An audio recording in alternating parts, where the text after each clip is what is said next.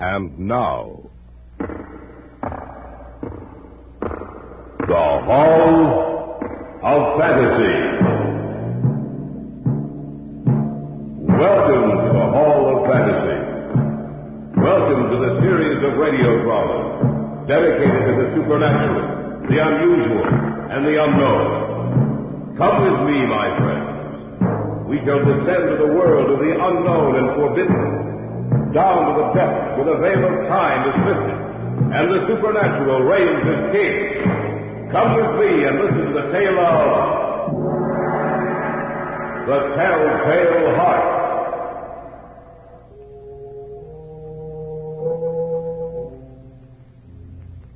I had nothing against the man. I didn't want his money. And those who say I did are crazy. He was always agreeable and liked me.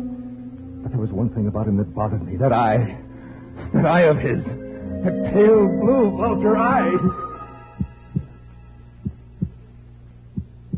Why did you do it? That voice. It's always with me. It's always with me. Why did you do it? Why did you do it? Listen. Can't you hear it? Slow. Rhythmic beating. It's with me. It follows me wherever I go. The pounding of his heart. The pounding, beating rhythm of the telltale heart. Be quiet! Be quiet! Be quiet!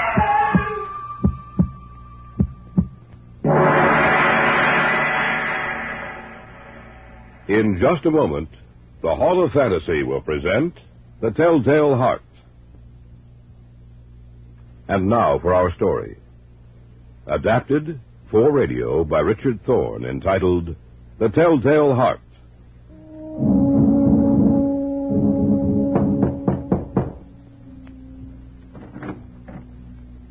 Yes?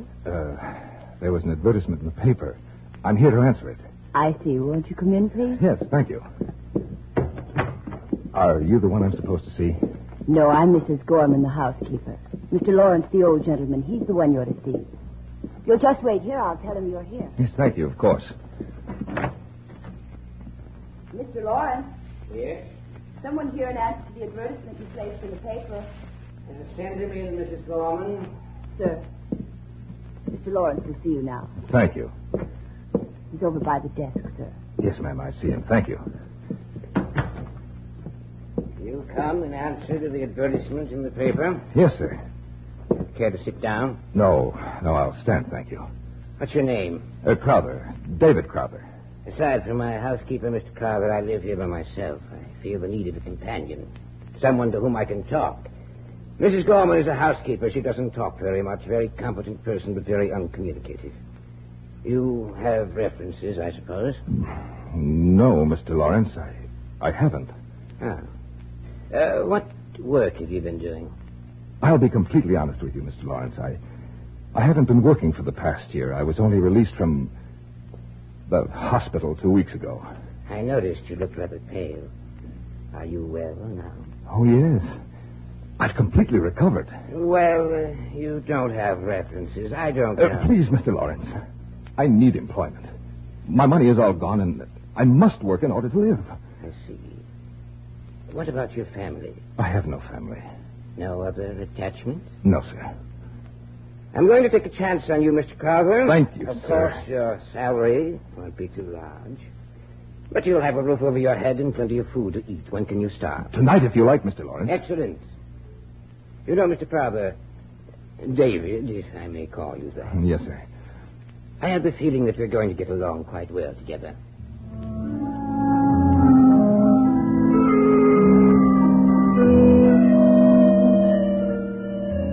I was with him for several months.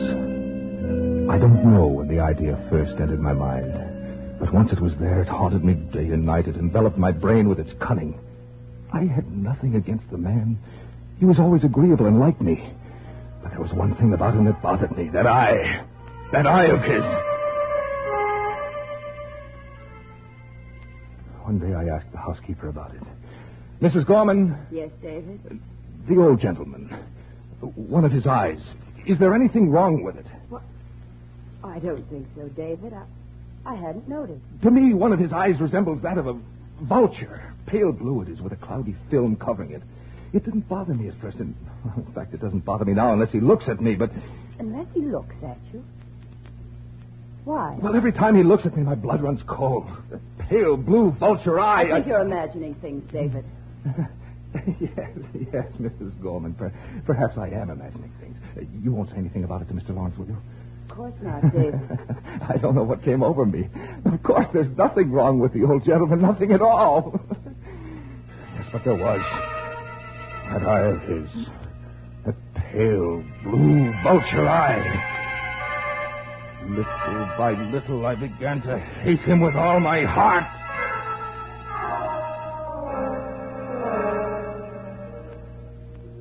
One evening, a few weeks later, the old man and I sat in the living room. We had just finished dinner and were talking, as we usually did. Just as you say, Mr. Lawrence, we'll have to wait and well... What are you looking at? What, David? Are you staring at me? No, of course not. Yes, you are. Don't look at me like that. I'm not... Don't look at me! Turn it away, turn it away, turn your eye away. David, what's wrong with you? Nothing's wrong with me. Only your eye. It's like a vulture's.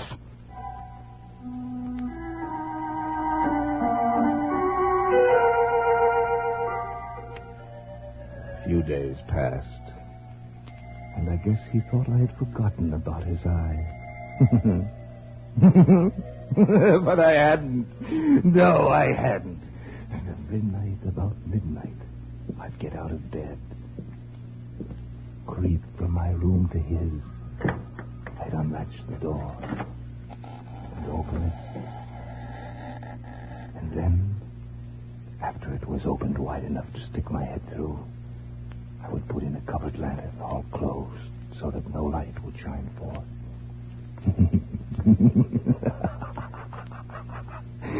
And after I had my head in the room, I would undo the lantern so that only a single ray of light darted out.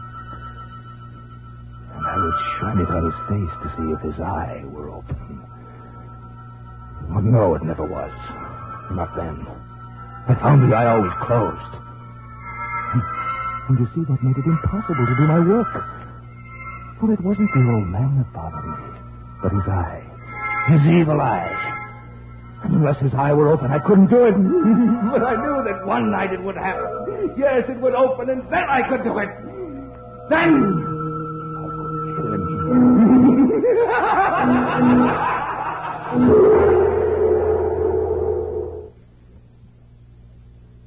Back now to our story, adapted especially for radio by Richard Thorne, entitled The Telltale Heart.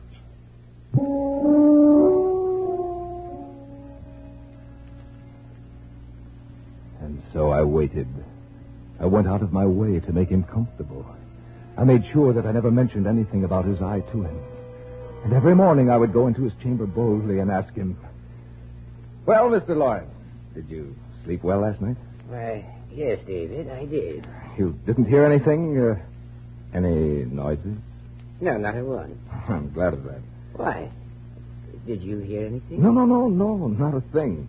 And why did you ask me if I had? Oh, I was just asking, Mr. Lawrence. I wanted to make sure. I wanted to make sure.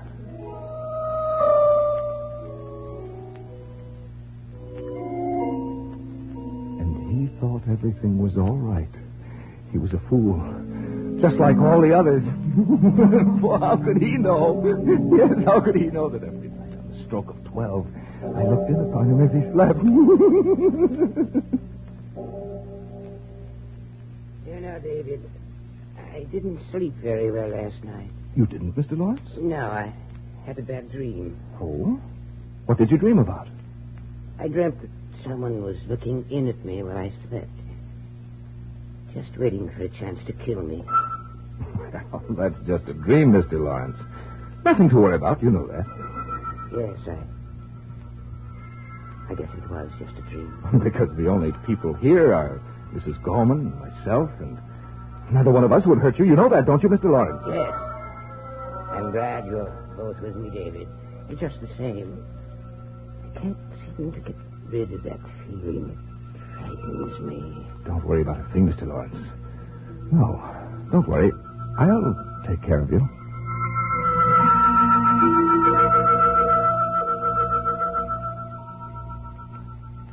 On the 8th and last night, I took special pains to make sure he wouldn't hear me.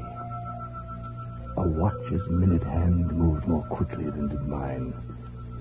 I crept out into the hallway, made my way to his door. His room was all black. Black as coal, black as midnight. I think he heard me, but I knew he couldn't see a thing. The room was too dark for that. I was almost in the room and about to open my lantern when my thumb slipped upon the tin fastening, and the old man was immediately fully awake. He sat upright in bed and whispered, "Who's there?" I said, "Who's there?" I kept still. I didn't say a thing. No, not a thing. And for what seemed like an hour, I stood there and didn't move a muscle. I knew he wouldn't lie down. He was sitting up in his bed, listening for what it was that had made the noise. The old man was in mortal fear. When I had waited a long time and still had not heard him lie back upon his bed, I resolved to open my lantern a little. Yes, just a little, just the tiniest bit. And presently, the tiniest bit of light struggled out. I directed it towards him like the thread of a spider. And finally it came to rest upon his vulture eye. And then I seemed to hear something. I didn't know what it was. I couldn't distinguish it at first, and I racked my mind to think of what it was. And then finally it came to me. Yes, that was it. It was the beating of the old man's heart. Who's in here? I could hear it distinctly. He was so afraid. Beat, beat, beat, beat, beat, beat. It went. I could feel its rhythm. The old man was in mortal terror. But I held the lantern motionless. I tried to keep the beam of the light focused on that terrible eye, that pale blue vulture's eye. The incessant drumbeat of his heart increased. It grew quicker and quicker. Beat, beat, beat. Louder, louder every moment. The old man's terror must have been extreme. And then I thought of something else. The sound of his heart was so loud it might be heard by someone else, by Mrs. Gorman, by some prying neighbor. And I couldn't allow that, could I? No. And the beating grew louder and louder and louder until I could stand it no longer. Who's there? Don't be afraid, old man. Is that you, David? That's right, it's only me. Nothing to be afraid of. What are you doing in my room? Just watching over you, Mr. Lawrence. I thought you were someone else. You have nothing to fear from me, old man. You should be asleep. Oh, I'll go to sleep. And so will you, old man. So will you. David, what's wrong with you? Nothing. Nothing, old man. Nothing at all. Don't come any closer to me. Stay away from me. Die, old man! Die! Let your heart die with you. Go. Die! Die! Close your eye, that vulture eye! Close it forever!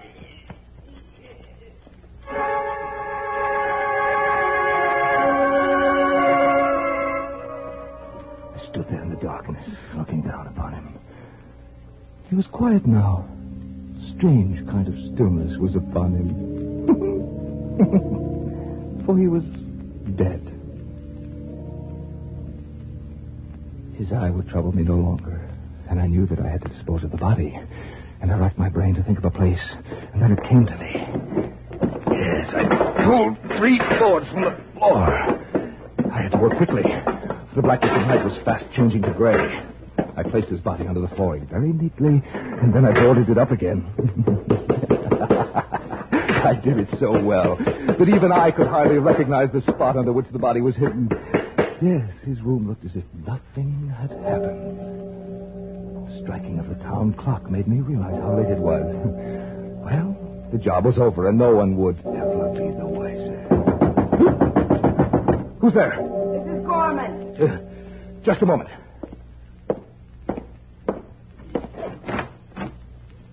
Yes. Yes, what is it? Where's Mr. Lawrence? He's not here. Not here. No, he went out to the country late this evening. I heard something up here. Such as... A scream. No one screamed, Mrs. Gorman. What? I guess I was mistaken. I'll have to send them back then. Who? I was afraid when I woke up I heard, or I thought I heard a scream. You didn't hear a thing. Mr. Lawrence has been gone for some time. What are you doing up here? I wanted to make sure he hadn't forgotten anything.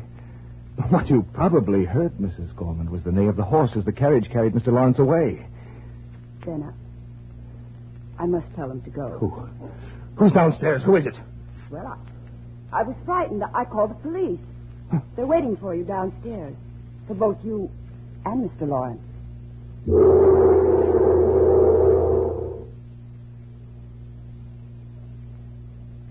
Back now to our story, adapted especially for radio by Richard Thorne, entitled The Telltale Heart.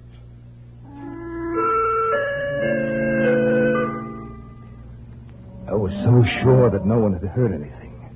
But Mrs. Gorman, the housekeeper, she must have heard him scream. Or did she hear the beating of the old man's heart? I went downstairs with her. Here's Mr. Crowther, officer. Thank you. Will you be needing me anymore? No, I don't think so. Good night, then.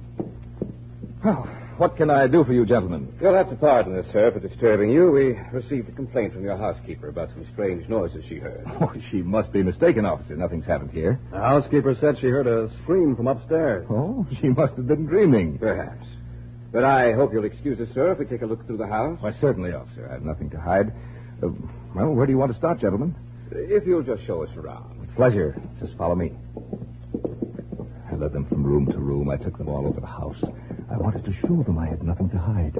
I showed them every nook and cranny in the place except the old man's room. I wanted to save that till last. Don't you think this is enough? Finally, I took them into his room, and though they searched it exhaustively, they found nothing. I was quite pleased with myself. That housekeeper of yours must have imagined she heard a scream from up here. Probably just a nightmare. Well, perhaps what she heard was me. Yes, I had a nightmare, and I think I might have been the one she heard. Well, there you are. That's a simple explanation of it. Yeah, I often have nightmares. You know. We ought to go to her room and tell your housekeeper. Don't worry about it, Tom. It wasn't her fault. Yes. Well, as a matter of fact, how will she know who made the noise? She said there was a Mr. Lawrence living here, too. Oh, yes. Where is he now? Oh, he isn't here. Well, that's evident. But where is he? Well, he went out to the country for a few weeks. He left tonight. I see. Sorry to have troubled you, sir. No trouble at all, officer. Well, let's get out of here, Ed. We're keeping this gentleman out. If you gentlemen won't think it presumptuous, won't you have a glass of wine with me? I know how it is after you've been up all night. Oh, I don't know, sir. We're not supposed to drink while we're on duty. Yeah, but, Ed, we're almost through. Let's have a glass of wine. When we finish here, we can go home. Yes, do have some wine. All right, it's a pleasure. All right, I'll get it for you. And Mr. Lawrence always kept a decanter and glasses on that table. Did you say kept, sir? A slip of the tongue, officer. The hour is late, you know. Don't mind Ed, Mr. Crowther. He's suspicious of everybody. Yes, of course. Well, that's your job. Well, here we are. I hope you like sherry. Mm-hmm. Always have it at home. Good. Glad to hear that. Well, here's yours, sir. Thank you. And yours. Thanks. There. Well, shall we drink to something, gentlemen? Well, let's drink to you, sir, as a sort of apology for interrupting your sleep. Yes. That's very good, you know. You did interrupt me. I wanted to show off. I had seated them in the old man's room. And after all, in a way, this was a celebration, a token of my ingenuity. I'd seated myself on top of the very spot under which I'd hidden the body. We had one glass of wine, then another, and another. We were talking quite freely when I heard it. Oh, won't you gentlemen have enough... What's that? What's what, sir? That noise. That beating. I don't hear anything. Anything wrong, Mr. Crowther? No, nothing. Nothing's wrong. Have some more wine.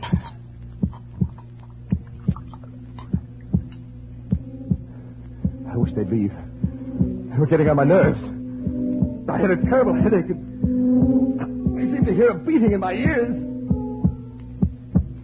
They began to look at me queerly. Yet that sound increased. There was nothing I could do about it. It was a low, dull, quick sound. Like the beating of a drum. Where had I heard that sound before? I watched me closely. I paced the floor. I didn't know where the sound was coming from. Beat, beat, beat. Throb, beat, throb, throb. Where had I heard that sound before? I knew they suspected. Who wouldn't, with that incessant beating that filled the room that seemed to make the very walls shake with its monotonous beat, that rhythm? Where had I heard it before? Where had I? I knew where I'd heard it before.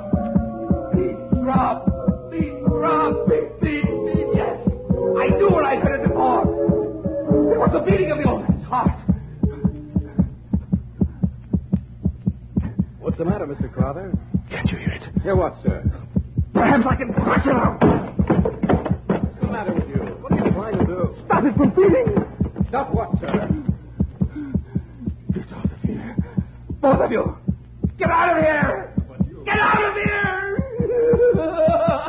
Can't you hear it? Can't you? I can stifle his heart, that throbbing heart. Can't you hear the throbbing? Can't you hear it? The only thing we hear is you, Mr. Crowther. I can't stand it. I can't. This pounding will never stop till I tell you the truth. The truth about what? About the old man, about Florence. I did it. What did you do? I killed him. Under the floor. His body is under the floor, and they stopped that beating. Stop the beating of his telltale heart.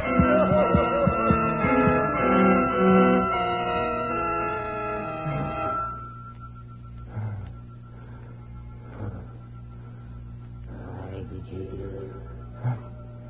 That voice. It's always with me. Always with me. Why did you do it? Why did you do it? Listen. Did you hear it? Slow, rhythmic beating. Beating. It's with me. It follows me wherever I go. The pounding of his heart. Pounding, the beating rhythm of his telltale heart. Be quiet. Be quiet.